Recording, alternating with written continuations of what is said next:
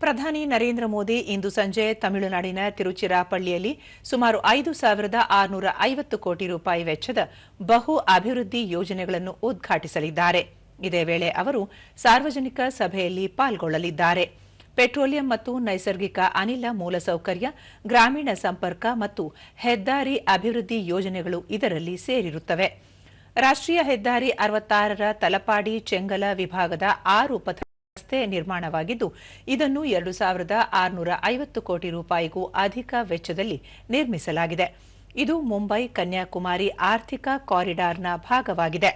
ಕಾಸರಗೋಡು ಹಾಗೂ ಕಣ್ಣೂರು ಜಿಲ್ಲೆಗಳು ಮತ್ತು ಮಂಗಳೂರು ಹಾಗೂ ಮಜು ಪಿಲಂಗಡ್ ಸೇರಿದಂತೆ ನೆರೆಯ ಪ್ರದೇಶಗಳ ನಡುವಿನ ಸಂಪರ್ಕವನ್ನು ಬಲಪಡಿಸುತ್ತದೆ. ಇದೇ ವೇಳೆ ಪ್ರಧಾನಿ ನರೇಂದ್ರ ಮೋದಿ ಅವರು ಅಮೃತ್ ಭಾರತ್ ರೈಲು ನಿಲ್ದಾಣ ಯೋಜನೆಯಡಿ ಪುನರಾಭಿವೃದ್ಧಿಗೊಳಿಸಲಾದ 3 ರೈಲು ನಿಲ್ದಾಣಗಳನ್ನು ಉದ್ಘಾಟಿಸಲಿದ್ದಾರೆ. ಅಲ್ಲದೆ ಪ್ರಮುಖವಾಗಿ 2 ಅಮೃತ್ ಭಾರತ್ ರೈಲುಗಳು, 2 ಎಕ್ಸ್‌ಪ್ರೆಸ್ ರೈಲುಗಳು ಹಾಗೂ 1 ಪ್ರಯಾಣಿಕ ರೈಲುಗಳಿಗೆ ಹಸಿರು ನಿಶಾನೆ ತೋರಲಿದ್ದಾರೆ. ಈ ಹೊಸ ರೈಲು ಸೇವೆಗಳಿಂದಾಗಿ ತಮಿಳುನಾಡು, ಕೇರಳ, ಆಂಧ್ರಪ್ರದೇಶ, ತೆಲಂಗಾಣ, ಒಡಿಶಾ ಮತ್ತು ಜಾರ್ಖಂಡ್ನಾದ್ಯಂತ ಲಕ್ಷಾಂತರ ಪ್ರಯಾಣಿಕರಿಗೆ ಪ್ರಯೋಜನವಾಗಲಿದೆ.